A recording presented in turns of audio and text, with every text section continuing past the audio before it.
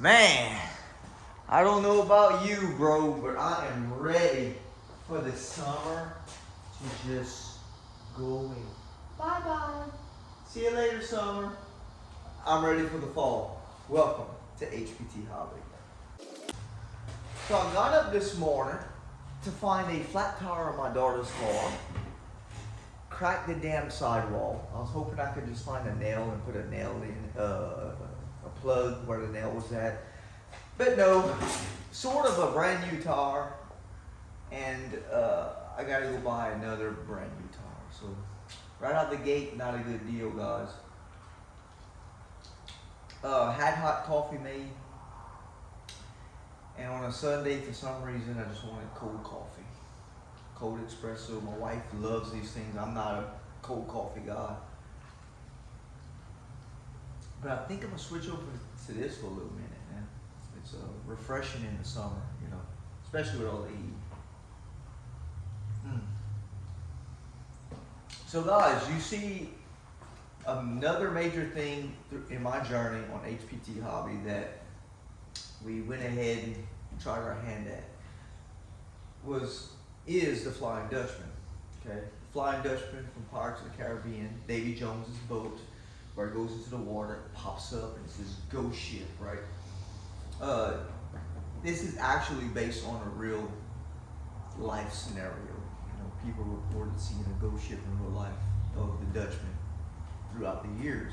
But anywho, getting back to my journey here, we got this thing coming along really nice. There's a lot of stuff I didn't show, quite frankly, because I'm building and learning as I go. You know, if I would do this on a daily basis, but there's a lot of taking off, gluing back on, repeating the same step 3 or 4 times throughout the boat to get it kind of close, not 100% accurate, but kind of close. Excuse me. And as you can see, we got it pretty good. So with all that said, I got probably around 100 hours in it.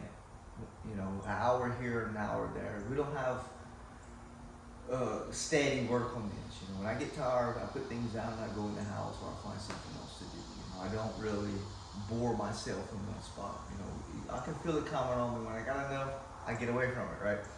But for a boat of this size, which is 7 foot, 100 hours in something like this is nothing. You know, something like this should take 6 months to get to this point, you know, depending on your skill level, because it is a project also, and it just takes time, you know. When I started to build this boat, it did not look like this. It was completely a different thing that was not even realistic to what I wanted to do. Yeah, it was a chaotic mess. I had to completely discard what I did the first day and get the real design of this, right? You know, with the ribbings and everything else. So yeah, that was not a nightmare, but a mess up to say the least. So guys, let's put this espresso right there, and I'm gonna show you what the hell I got going on and what's coming up, so you can sort of kind of follow along with it. So lately I've been messing with these little details coming out, you know, because that's what makes the ship, these small details. Of course, we got to have railings up here. We started on these railings here. There's no nails in it. This is all wood glued in. Got all this in. There's no uniform thing to this ship because it is the Flying Dutchman.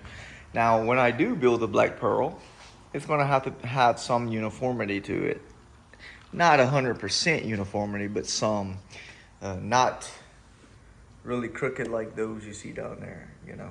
Because Flying Dutchman, you can get away with a tattered look. That's what it is, you know. It's just planks breaking off this thing, looking more like a ragged ship. I had to take this deck out. In fact, here it is, this deck, because I was building it to what I thought was common sense with the deckings and the spacing. So me having the decking here, according to the movie and all those other boats I've seen, that was wrong. So I took it out And this deck is gonna have to carry out to about right here. So I'm gonna leave this deck where it's at, and I'm gonna extend this deck out to here. So that's gonna be the next step. And of course the railings are gonna come up here and all. And I also had to take out the mast that was here.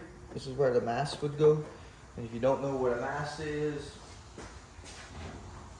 the giant pole that holds the sail, and this is where I had it at before, but the screen, according to the screen, the mast is about right here. I don't know how that crab man Davy Jones can see, because his steering wheel is like right here. You got all these ropes and everything, but he's here, you know. So that deck was a no-no, so we ripped that out. Of course, I got my 3D printed capstan. I got 3D printed. I already found this thing on Thingiverse, and that's going to be inserted about yay here.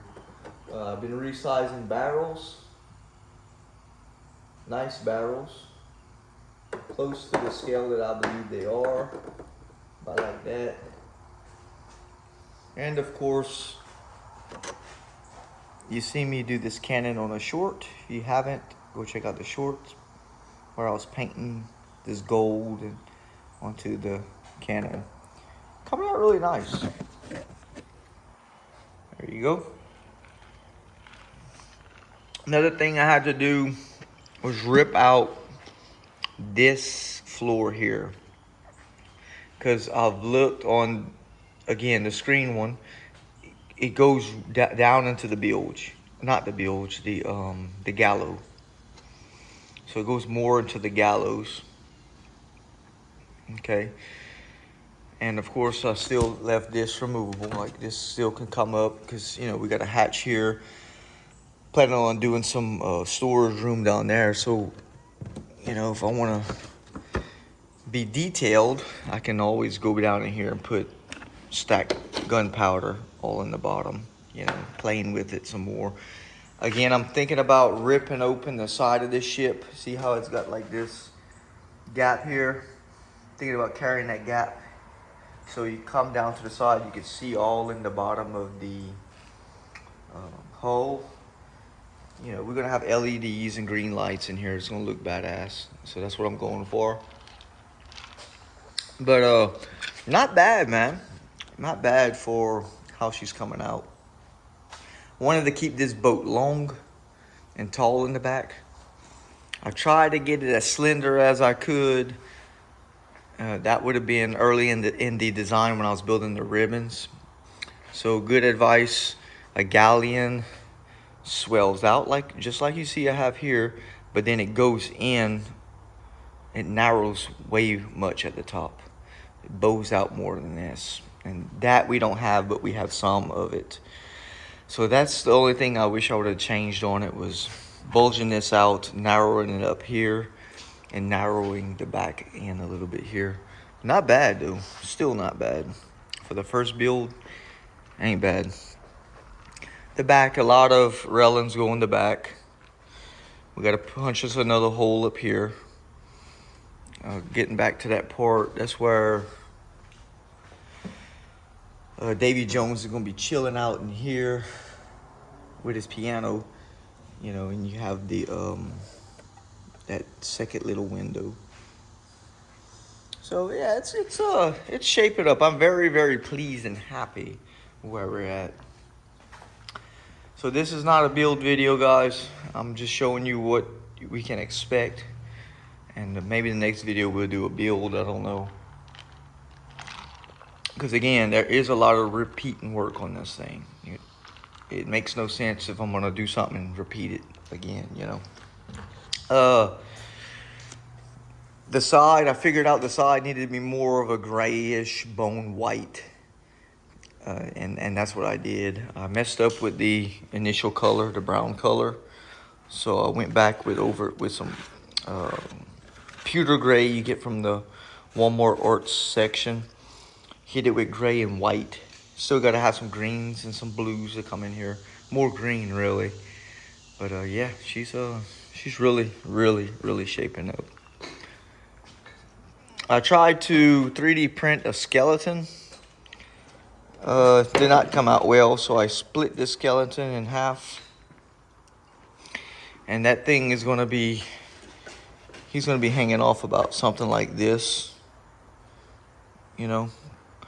And he has a scythe in this hand here, but I have to blend him in. $3 at Dollar General. They got some good Halloween props over there, man. So yeah, that's how that's gonna go, like this. And I gotta say, Detail City is on its way. The more details you put, the better it's gonna look.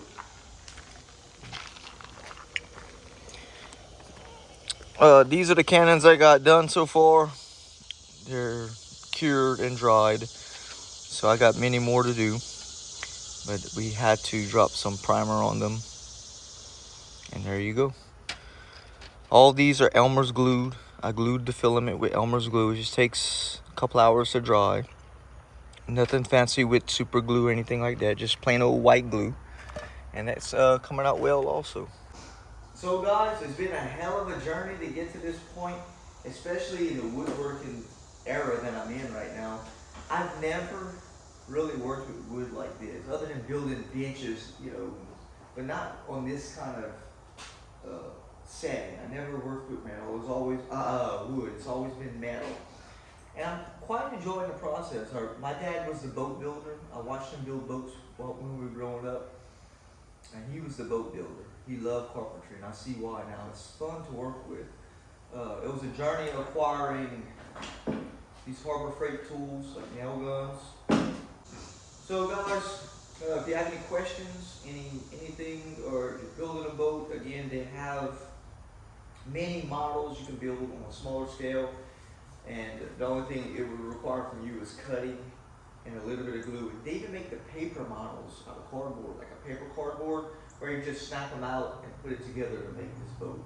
I think that's around like $70 for that deal.